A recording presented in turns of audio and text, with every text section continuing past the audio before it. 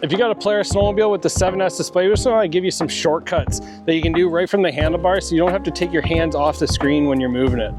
So on our left-hand control block here, this icon here will scroll us between our displays. So from our map screen to our gauges, and if you have your phone connected to it with audio or anything like that, it'll go to the audio screen.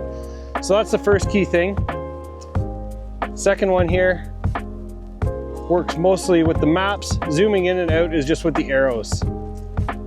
So if you're trying to, if you got it in group ride and you want to see where everyone else is, you can zoom in and out.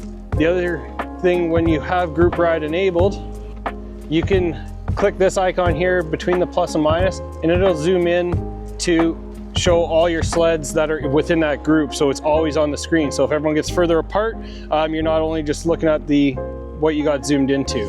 The other is this center button.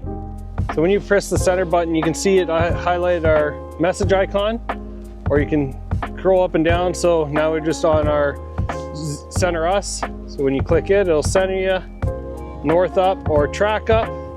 Using this center button is something probably a lot of people don't know about.